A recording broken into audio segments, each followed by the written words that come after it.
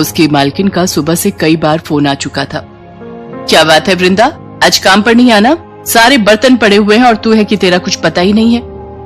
मालकिन, बेटी की तबीयत ठीक नहीं है और इसके बापू भी घर पर नहीं है, वो काम पर गए हुए हैं। मैं बेटी को अकेला छोड़कर नहीं आ पा रही हूँ। मुझे कुछ नहीं सुनना, चुपचाप काम पर आ, नहीं तो मुझे कोई और काम वाली ढूंढने में देर नहीं लगेगी। अब क्या करूं? रोशनी बेटिया सुन, अब तबीयत कैसी लग रही है? माँ, अब दवाई लेकर ठीक लग रहा है। हाँ, बुखार तो उतरा हुआ है। एक काम कर बिटिया, तू मेरे साथ काम पर चल। तू वहां बैठ जाना, तब तक मैं काम निपटा लूंगी। घर पर अकेला छोड़कर जाने का मन नहीं, और अगर काम पर नहीं गई तो मालकिन दूसरी काम वाली रख लेंगी।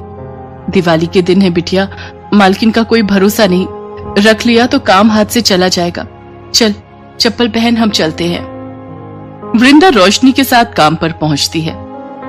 अब तू इस बीमार को साथ ले आई, काम करेगी या इसे संभालेगी? मालकिन, घर पर अकेली रुकती तो ये घबरा जाती, यहाँ चुपचाप बैठी रहेगी, ये तंग नहीं करती।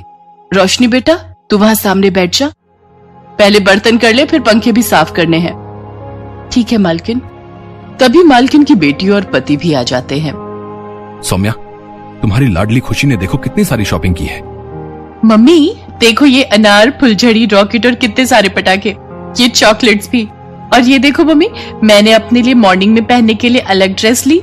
वो कल मेरी सारी फ्रेंड्स आएंगी ना, तो दिवाली पार्टी में न्यू ड्रेस पहनूंगी।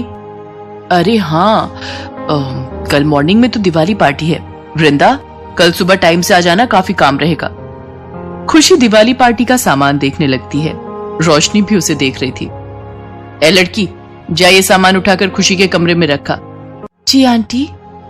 रोशनी चुपचाप घबराई हुई सी खुशी के कमरे में सामान ले जा रही थी। अचानक उसके हाथ से चॉकलेट का डिब्बा गिर गया। अरे ठीक से चला नहीं जाता क्या? वृंदा, तुमने अपनी बेटी को क्या सिखाया है? जरा सा काम क्या बोल दिया, इसके तो हाथ पैर बिल्कुल बेकार है। इतनी महंगी चॉकलेट का डिब्बा गिरा दिया। क्या हुआ सौम्या, इतना शोर क्यों है? पापा, रोशनी ने चॉकलेट का डिब्बा गिरा दिया, इसलिए मम्मी उसे गुस्सा कर रही है। कोई बात नहीं बेटा, आराम से उठाकर कमरे में रख दो। सौम्या, तुम भी छोटी छोटी बातों पर बच्चों पर गुस्सा करती हो। सारा काम खत्म करके वृंदा रोशनी को लेकर घर आ जाती है, पर रोशनी का मन उदास था। क्या हुआ रोशनी बिटिया, तू इतनी उदास क्यों है? तबीयत तो ठीक है ना?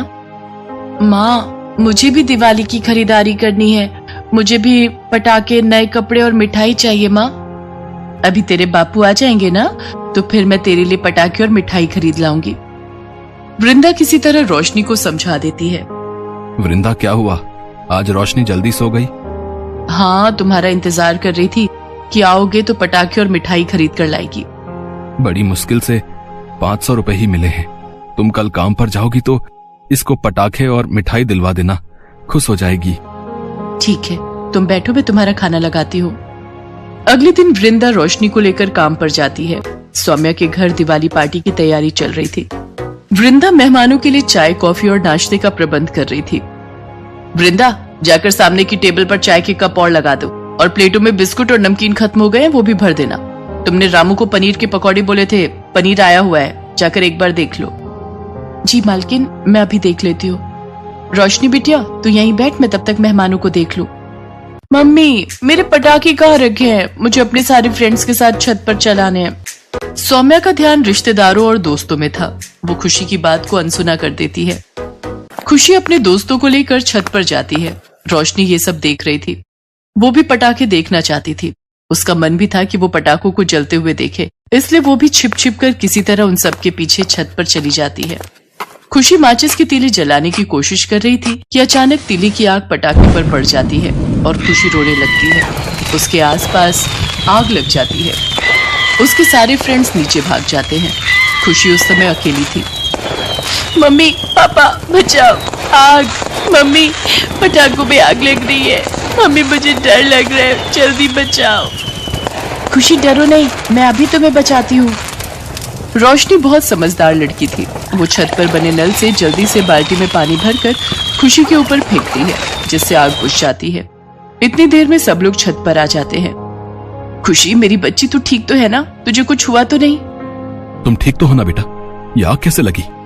पापा, मम्मी, गलती मेरी है। मैं आप दोनों के बिना अकेले पटाखे चलाने आ गई। मेरे हाथ से माचिस की तीली जल गई और पटाखों पर पड़ गई। मम्मी पापा, रोशनी ने बाल्टी में पानी भरकर मेरे ऊपर फेंका तो आग बुझ गई, वरना सारे पटाखे जल जाते। रोशनी बेटा, थैंक यू सो मच। मेरे बच्चे, तुमने आज खुशी की जान बचा ली। You are so sweet baby. सब नीचे आ जाते हैं। सौम्या रोशनी से बहुत प्यार से बात करती है। इसके बाद खुशी अपने सब फ्रेंड्स के साथ दिवाली की पार्टी करती है। रोशनी बेटा, तुम भी बच्चों के साथ खेलो, जाओ देखो सब कितनी मस्ती कर रहे हैं। सब लोग मिलकर दिवाली की पार्टी करते हैं। सब मेहमानों के जाने के बाद वृंदा भी घर जाने लगती है। वृंदा, ये कुछ उपहार हमारी तरफ से रोशनी और तुम्हारे लिए है और मैं अपने व्यवहार के लिए बहुत शर्मिंदा हूँ। वृंदा, मुझे समझना चाहिए कि दिवाली तो सबका त्योहार है, कोई अमीर नहीं, कोई गरीब नहीं। अगर हम खुशियां मनाना चाहते हैं तो तुम्हें भी तो खुशियां मनाने का हक है। मेरी तरफ से ये उपहार रखो और बहुत धूमधाम से इस त्योहार को मनाना। रोशनी, मैंने इस पॉलीथीन में तुम्हारे लिए बहुत सारे अनार और फुलझड़ी भी रखी हैं। थैंक यू खुशी। घर जाकर रोशनी बहुत धूमधाम से दिवाली का त्योहार मनाती है। सौम्या ने उसे बहुत सारे उपहार दिए थे, जिन्हें देखकर रोशनी के चेहरे पर खुशी आ जाती है। जय लक्ष्मी माता। हे लक्ष्मी मैया, आज धनतेरस का त्योहार है। मैं दिए बेचने जा रही हूँ, मुझ पर कृपा करना, ये दिए बिक जाएं। माँ, मैं भी आपके साथ चलूं? ठीक है, तू भी साथ चल ले। तेरे बाबा को दवाई दे दूं, फिर हम चलते हैं। मोहन एक कुम्हार था। वो मिट्टी के बर्तन और दिए बनाकर बाजार में बेचता था। दिवाली के दिनों में उसकी अच्छी कमाई हो जाती थी। पर एक दिन मोहन जब दिए बेचने जा रहा था तो रास्ते में उसका एक्सीडेंट हो गया और उसकी रीढ़ की हड्डी में चोट आ गई। बेचारे गरीब लोगों के पास ऑपरेशन के लिए पैसे नहीं थे, इसलिए मोहन अब एक अपाहिज की जिंदगी ही बिता रहा था। उसकी पत्नी संगीता भी ये काम जानती थी, इसलिए उसने भी मिट्टी के घड़े और बर्तन बनाना शुरू कर दिया। दिवाली के दिनों में थोड़े बहुत दिनों की बिक्री हो जाए, इसी आशा से संगीता रोजाना दिए बेचने निकलती है। धनतेरस के दिन संगीता सड़क के किनारे एक चादर बिछाकर उस पर बैठ जाती है और दिए बेचने लगती है। दिवाली के दिए ले लो बहन जी, आप भी ले लो भैया जी। सुनो जी, इससे लेने का कोई फायदा नहीं है, बेकार लग रहा है इसके दिए। वो सामने जो दुकान है ना, वहाँ से लेते हैं, उस पर कंडेल और शोपीस भी मिल रहे हैं। माँ, हमसे तो कोई भी दिए नहीं खरीद रहा। कोई बात नहीं बिटिया, अभी तो हम शाम तक यहाँ बैठे हैं, कोई ना कोई ग्राहक तो आ ही जाएगा। दिवाली का बाजार भीड़ से खचाखच भरा हुआ था। लोग निकलते बढ़ते संगीता की ओर देखते, पर उस बेचारी गरीब के दर्द को कोई नहीं समझ रहा था। सब बड़ी बड़ी दुकानों और स्टॉल से ही दिए खरीद रहे थे। संगीता खाली हाथ ही लौट आती है। अगले 2 दिन तक संगीता की कोई कमाई नहीं होती। संगीता चिंता में थी और इसी कारण उसे बुखार आ गया और उसकी तबीयत खराब हो गई। संगीता, क्या हुआ? आज तो दिवाली का त्योहार है, तू अभी तक उठी नहीं? तूने तो कहा था कि मुझे जल्दी उठा देना। बाबा, माँ का बदन तो तप रहा है, लगता है माँ को बुखार है। क्या संगीता को बुखार है? हे ईश्वर, संगीता, ओ संगीता। पता नहीं, पूरा बदन दर्द कर रहा है और ठंड भी लग रही है। एक काम कर, मेरे पास जो दवाइयाँ हैं उसमें बुखार की दवाई रखी है, तो वो खा ले, उससे तेरा बुखार उतर जाएगा। सोच रही थी आज दिवाली का दिन है तो दियों की बिक्री हो जाएगी, पर मेरे से तो उठा ही नहीं जा रहा। माँ, तुम आराम करो, आज मैं दिए बेच आती हूँ। मैं ज्यादा दूर नहीं जाऊंगी, बस बाजार में एक कोने पर बैठकर ही दिए बेचूंगी। मुझे पता है कि तुम कहाँ बैठती हो। निशा, मेरी बच्ची तो अकेले कैसे दिए बेचेगी? मेरी बच्ची। निशा देवी लक्ष्मी की मूर्ति के आगे प्रार्थना करती है। हे लक्ष्मी माँ, माँ आपसे रोज प्रार्थना करके दिए बेचने जाती है, पर हमारे दिए कोई भी नहीं खरीदता।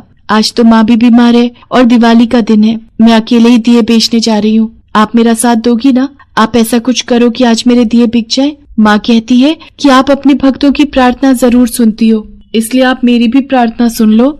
निशा माँ लक्ष्मी की मूर्ति के आगे प्रार्थना कर रही थी। उसे प्रार्थना करते देख संगीता और मोहन दोनों की आंखों में आंसू आ जाते हैं। आज वे दोनों लाचार थे। उनके पास माँ लक्ष्मी से प्रार्थना करने के सिवा कोई रास्ता नहीं था। निशा टोकरी में दिए रखकर बाजार में बेचने चली जाती है और बाजार के एक कोने पर बैठकर दिए बेचने लगती है। छोटी सी बच्ची को देखकर कुछ देर के लिए लोग रुकते, पर फिर आगे बढ़ जाते। निशा बहुत मायूस थी, उदास थी। मैंने तो माँ लक्ष्मी से सुबह प्रार्थना भी की थी कि मेरे सारे दिए बिक जाएं, पर कोई भी मेरे से दिए नहीं खरीद रहा। निशा की आंखें आंसुओं से भीगी हुई थी। तभी उसके पास एक बुजुर्ग व्यक्ति आता है। अरे बिटिया रानी, तू रो क्यों रही है? हो क्या गया? मेरे दिए नहीं बिके, माँ की तबीयत भी ठीक नहीं है। मैंने सोचा दिए बिक जाएंगे तो माँ बाबा बहुत खुश होंगे, पर कोई भी मेरे से दिए नहीं खरीद रहा। बस इतनी सी बात, लाओ मैं तुम्हारे दिए खरीद लेता हूँ। सच? आप ये दिए खरीदोगे? हाँ बेटा, मुझे तो ढेर सारे दिए चाहिए। अब एक काम करो, तुम मुझे सारे दे दो। बुजुर्ग व्यक्ति का नाम मनोहर लाल था। वो स्वभाव से बहुत ही दयालु थे। रमेश, ये सारे दिए गाड़ी में रखवा दो। आज शाम को दिवाली पूजन में यही दिए जलाए जाएंगे। बिटिया, अब तो मैंने तुम्हारे सारे दिए खरीद लिए, पर तुम्हारा घर कहाँ है? चलो, मैं तुम्हें तुम्हारे घर तक छोड़ देता हूँ। मेरा घर यही पास में ही है। मनोहर लाल ने निशा को दिवाली के उपहार खरीद कर दिए, सजावट का सामान, खाने पीने की चीजें और भी बहुत कुछ, जिसे देखकर निशा बहुत खुश थी। मनोहर लाल उसके बाद निशा को उसके घर छोड़ने गए, पर निशा के घर की हालत देखकर सचमुच वो भावुक हो गए। निशा एक कच्चे मकान में रहती थी। माँ देखो, इन दादाजी ने मेरे सारे दिए खरीद लिए और मुझे इतने सारे उपहार भी खरीद कर दिए। आपकी बहुत बहुत मेहरबानी बाबूजी। मैं सुबह से निशा के लिए बहुत परेशान थी। ये अकेले ही दिए बेचने चली गई थी। आपका बहुत बहुत शुक्रिया मालिक साहब। दिवाली के दिन एक छोटी सी प्यारी सी लक्ष्मी स्वरूपा बच्ची के चेहरे पर मुस्कान आ गई, इससे बड़ी बात मेरे लिए और क्या हो सकती है बेटा। मेरे पास भगवान का दिया सब कुछ है। मैं तो अपने पोता पोती के लिए दिवाली के उपहार लेने निकला था, तभी मेरी नजर निशा पर पड़ी। इसे देखकर मैं सचमुच हैरान हूँ। ये बच्ची अपने परिवार के लिए इस उम्र में कितनी मेहनत का काम कर रही है। मुझे तुम्हारी बच्ची पर गर्व है। देखना, बड़ी होकर ये तुम दोनों का नाम जरूर रोशन करेगी। बेटा, ये 5,000 रुपए दियों के जो तुमने इतनी मेहनत से बनाए थे। बहुत बहुत शुक्रिया बाबूजी, आपका ये एहसान हमें हमेशा याद रहेगा। मनोहर लाल की छोटी सी कोशिश से संगीता और उसके परिवार का दिवाली का त्योहार खुशियों में बदल जाता है। निशा भी उस दिन बहुत खुश थी। संगीता अपने परिवार के साथ माँ लक्ष्मी और भगवान गणेश का पूजन और आरती करती है। मनोहर लाल बहुत ही अच्छे स्वभाव के व्यक्ति थे। उन्होंने निशा के पिता का इलाज करवाया और कुछ ही समय में मोहन ठीक हो गया और फिर से काम करने लगा। दुनिया में ऐसे बहुत कम लोग होते हैं जो किसी की सहायता करते हैं और किसी की खुशी में अपनी खुशी ढूंढते हैं। प्रभु यही कहते हैं कि जब हमें धरती पर भेजा गया है तो हम सदैव जरूरतमंद और गरीब लोगों की मदद करें, क्योंकि हमारे अच्छे कर्म ही हमें प्रभु से मिलन करवाते हैं। संगीता और उसके परिवार की माँ लक्ष्मी ने सुन ली थी। माँ लक्ष्मी की कृपा से संगीता के जीवन में खुशियाँ आ जाती हैं।